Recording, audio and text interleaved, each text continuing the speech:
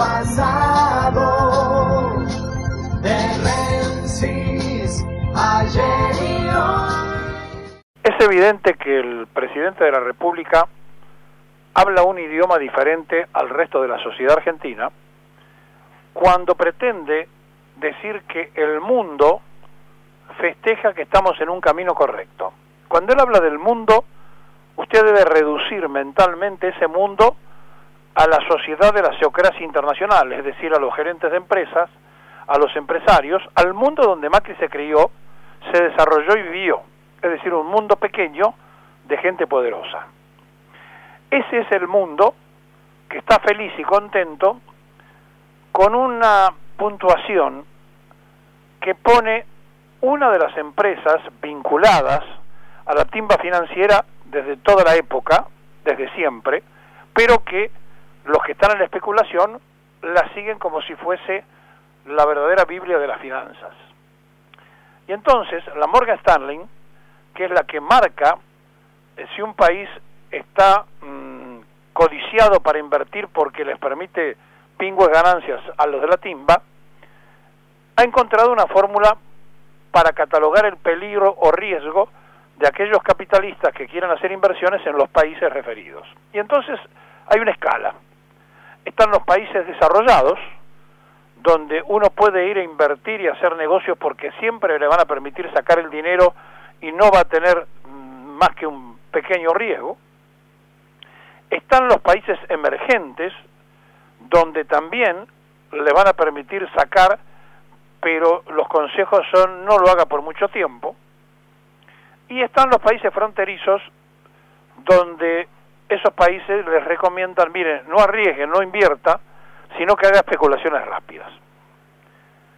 Cuando la Argentina se mandó el cepo y cuando Domingo Felipe Cavallo estableció la Argentina prisionera económicamente durante la alianza, obviamente nos sacaron de país emergente y nos mandaron a país fronterizo.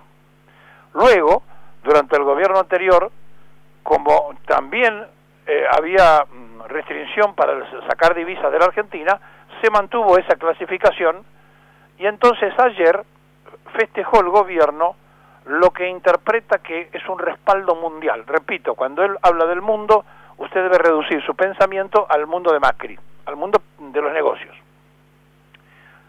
¿Y por qué el mundo de los negocios va a respaldar que la Argentina, que está más endeudada que nunca, ahora sea un país confiable? Porque están dadas las condiciones para entrar a hacer negocios especulativos y llevarse todo lo que quiera.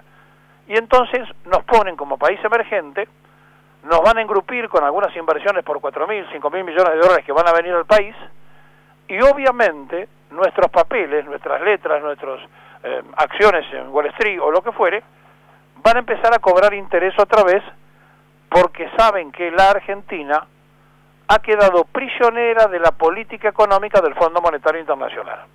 Y que el Fondo Monetario Internacional le va a decir que sufra el pueblo, pero no los capitales. No sé si ha sido lo suficientemente claro para que se interprete que no hay ninguna clase de beneficio para los que menos tienen si somos emergentes, desarrollados o fronterizos, según la calificación de estos que viven de la especulación humana. Porque las diferencias en estas clasificaciones es para ellos. Y entonces cuando el gobierno dice se van a conseguir capitales con menor interés, lo que está diciendo vamos a seguir gobernando con deuda, pero claro, ahora nos van a prestar porque saben que van a poder entrar y salir cuando quieran. Mire, es de una magnitud el macaneo que hacen en el idioma los economistas en general, los asesores en especial y los periodistas especializados en economía, que creen que el mundo se lo maneja desde un rendimiento de suma, resta, división y multiplicación, cuando en realidad al mundo se lo maneja desde la capacidad, la creatividad y la inventiva. Díganme ustedes si el dinero que hacen los chinos, que imprimen los chinos, alguna vez ustedes imaginaron que iba a ser poderoso. Bueno, lo es porque China desarrolló su industria. la industria trucha, la que copia las cosas originales de otras partes del mundo, y la industria real, donde también desarrollan productos de calidad. Es decir, los chinos, con 1.500 millones de mano de obra barata y 20 millones de millonarios, que era la ex dirigencia del Partido Comunista, logran instalar en el mundo una economía de yuanes, moneda que ellos inventan, moneda propia, que la trasladan al mundo, y que además se han dado el gusto de ser los tenedores de la mayor cantidad de deuda norteamericana, que por lo tanto en esta pelea de amenazas, de aranceles, del loco Trump con los chinos, pierde Estados Unidos, porque si los chinos largan al mercado la deuda que tienen de los norteamericanos, le hacen un desastre al dólar. Es decir, entendamos de qué estamos hablando. La principal potencia de Occidente, que lo es porque militarmente nadie le puede ir a reclamar, es el mayor endeudador del mundo. O sea, la mayor deuda del mundo la tiene Estados Unidos, pero no la paga, porque ellos son los que fabrican la moneda, porque ellos son los que tienen las fuerzas armadas poderosas para no pagarla. Los tenedores de la mayor parte de esa deuda son los chinos, una verdadera potencia económica, y además donde le sobran habitantes. Los chinos no tienen problemas de sacrificar 100 millones, 200 millones, lo que tengan que sacrificar en una imaginaria conflicto. El mundo no se maneja con una planilla Excel y con los economistas, se maneja con la inteligencia y la política de aquellos que saben que las reglas las pone el que tiene la capacidad bélica de dominar al otro. Esto es, desde que existe la tierra con los habitantes, desde que el hombre dejó de ser nómade para ser sedentario, y entonces otros dejaron de ser sedentarios y fueron a buscar lo que tenían aquellos que se habían quedado con parte de la comida y se la fueron a robar, y entonces allí empezaron los imperios. Un sedentario le robaba a otro sedentario, y el sedentario que salía a robar se transformaba en nómades hasta que se volvía a sentar y conseguía lo que le había sacado al otro. Es decir, desde la misma codicia humana, el más poderoso es siempre el que manda, y eso se hace a través de la inteligencia militar, de la inteligencia económica, de la inteligencia política.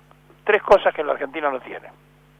Por lo tanto, cuando nos quieran engrupir todas las mañanas, cuando nosotros a esta hora arrancamos y le decimos a ustedes lo que no encuentran en otra parte, muchas veces pensamos hasta dónde el que está escuchando puede terminar de interpretar y hasta dónde somos capaces nosotros de saber explicar el tecnicismo en palabras simples, comunes, para que la persona que tiene que salir a hacer las compras en el día de hoy sepa de qué estamos hablando.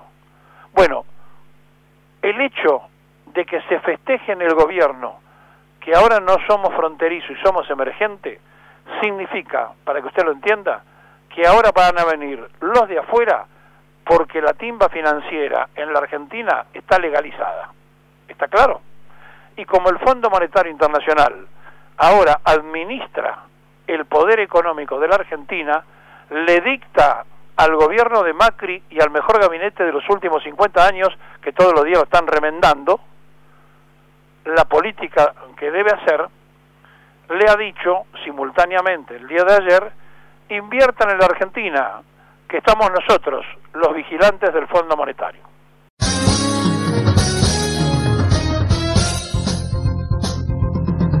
De Rensis, ayer y hoy,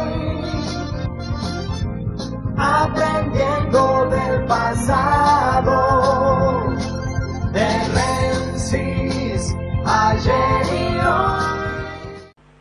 Es evidente que cuando uno se para frente a todo lo que ocurre y hace una observación como si mirara desde arriba de una montaña y mira para abajo, va a encontrar un montón de argentinos que está en peor situación que el que está mirando. Y cada uno de nosotros, cuando mira para abajo, encuentra un hermano que está peor.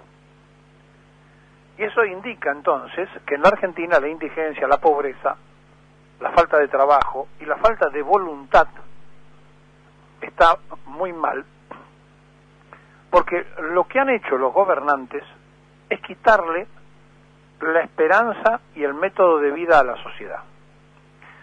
Ustedes verán a diario y escucharán distintas medidas tendientes supuesta e imaginariamente a arreglar la situación económica, pero no la situación de la población argentina, sino la situación económica de lo que ellos dicen y creen que es darle al dinero un valor que no tiene.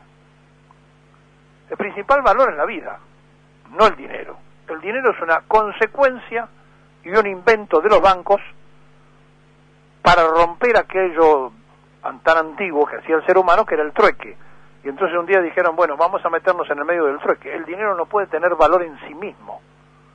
Es un instrumento de pago sobre producción y consumo.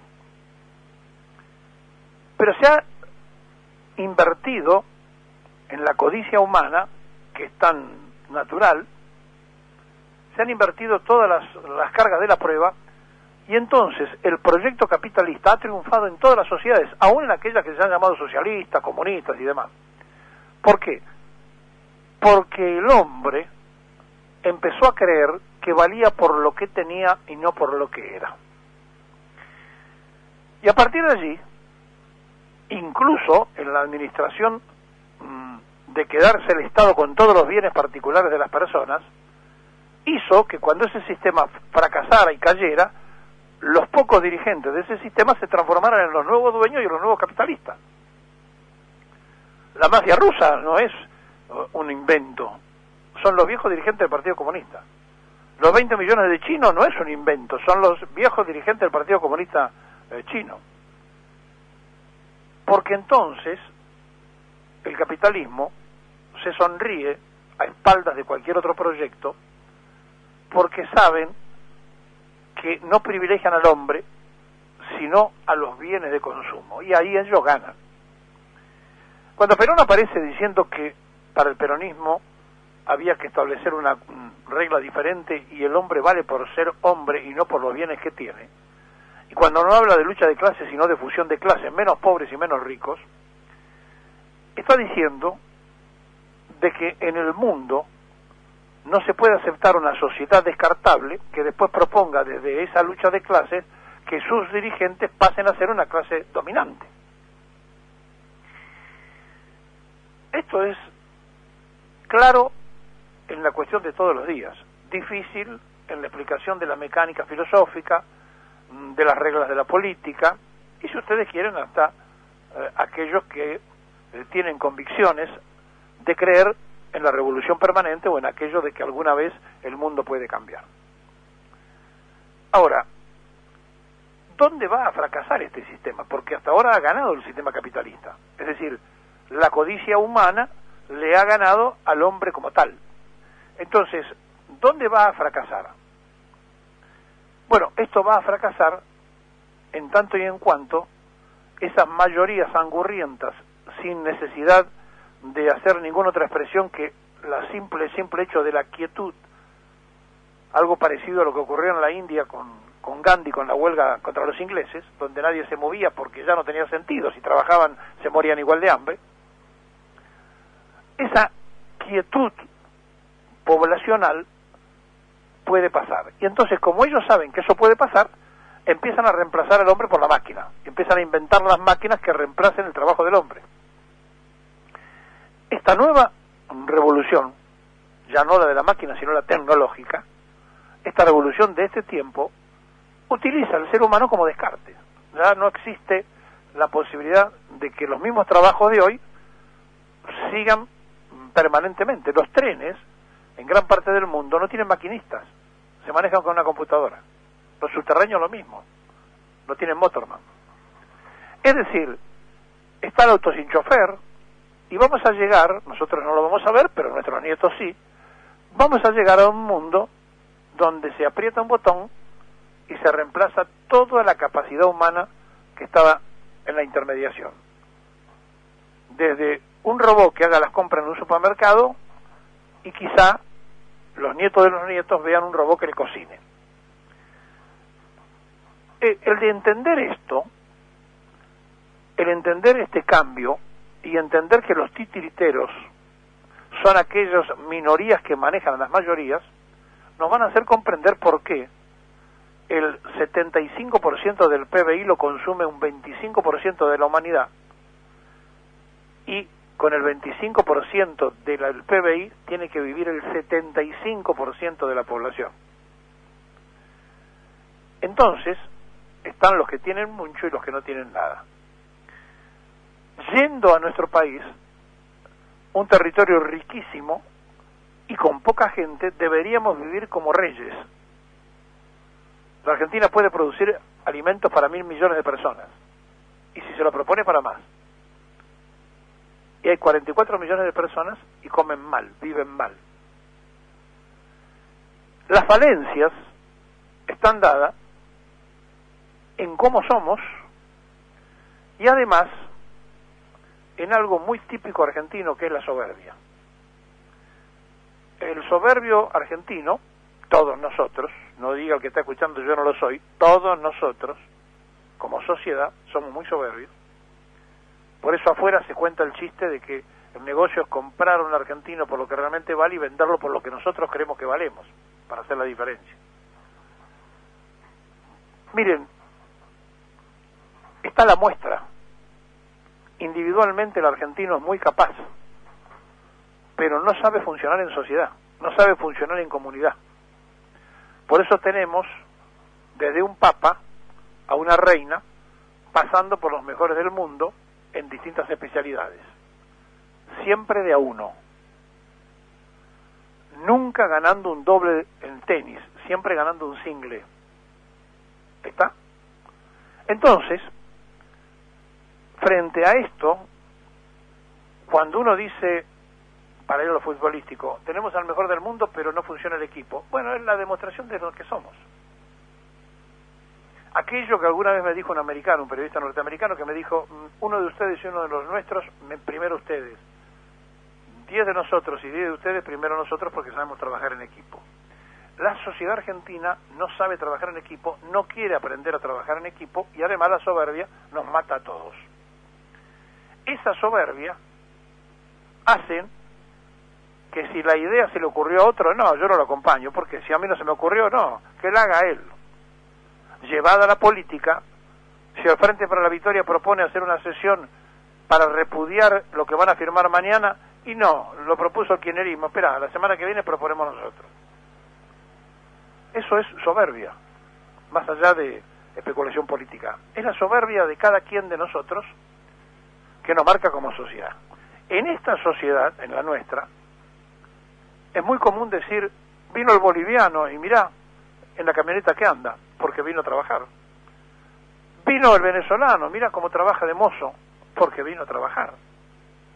Lo mismo que a los argentinos que fueron a dar copa a otras partes del mundo, pero que acá no lo querían hacer. Es complejo, y como es complejo, la soberbia en la Argentina se sostuvo, y cuando se fue al exterior se acabó la soberbia y se igualó con la sociedad donde fue. Si no entendemos que estamos tocando fondo y que la disgregación nacional es un hecho, si no entendemos que aquí se atacó la familia, pero nosotros permitimos que avanzara toda la descomposición posterior, si no queremos entender, cada uno de los que escucha la culpa que tiene, no diga, no, yo no tengo ninguna, yo trabajé toda mi vida, alguna parte de culpa tenemos por dejar hacer, por omisión, por no participación, por lo que fuese, porque somos activos habitantes de esta sociedad. Y si no nos gusta lo que nos están haciendo, tenemos la mecánica de reaccionar, tampoco reaccionamos. Por eso es menester que aquellos que tengan la voluntad de cambiar la Argentina no sigan buscando enemigos internos. Traten por lo general de buscar un punto de coincidencia, porque la fragmentación, la anarquización, el decir la culpa es del otro y yo no tengo ninguna culpa, el patriota soy yo y el otro es el traidor, nos ha llevado a este punto casi imposible de reconstrucción, donde en el negocio de la fragmentación los que se enfrentan de un lado y del otro hacen su negocio personal y en el medio está el pueblo. Miren, el lunes se va a parar el país. Por supuesto que no arreglamos nada. Y el gobierno, cuando haga el análisis del dinero que se perdió en un solo día de paro, caerá en cuenta que si ese dinero se lo hubieran dado para resolver el tema de las tarifas, la gente no tendría que vivir este tarifazo, por ejemplo. Pero la soberbia del gobierno no le va a permitir decir eso. Le va a permitir decir que no se gana nada, que con esto el país atrasa, etcétera, etcétera. Y por el otro lado, dirán, bueno, ahora hay que ir a un paro activo, hay que seguir, se tienen que ir, los tenemos que echar.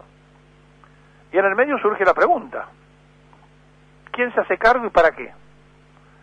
Por lo tanto, lo que hoy hay que debatir es qué Argentina queremos y armar ese programa para ver si se puede verdaderamente, en un gobierno de coalición o como quieran llamarlo, de unidad, construir una Argentina diferente. Es muy difícil, porque nos dejan las manos atadas, pero no es imposible si usamos la inventiva. Si dejamos de lado los números y nos ponemos a pensar que lo más importante que tiene la Argentina es el habitante argentino, el ser humano, que lo segundo más importante que tiene es el núcleo familiar, y que a partir de allí la reconstrucción del hombre argentino tiene que hacerse absolutamente de acuerdo desde la ultraderecha a la ultraizquierda, pasando por todos los sectores del país, porque sumergidos en esto estamos todos y si como el Titanic nos ahogamos todos porque los botes no alcanzan. Los del Titanic habían puesto, ni Dios lo hundirá, y Dios lo hundió. Y Macri, que estudió ingeniería, va a tener que hacer de estos puentes que hizo con el Fondo Monetario varios más con la usura mundial, porque vinieron con un plan de negocios y van a terminar gobernando con un plan de endeudamiento impagable. ¿Y saben cómo se cobra una deuda cuando no se puede pagar? Con los bienes materiales.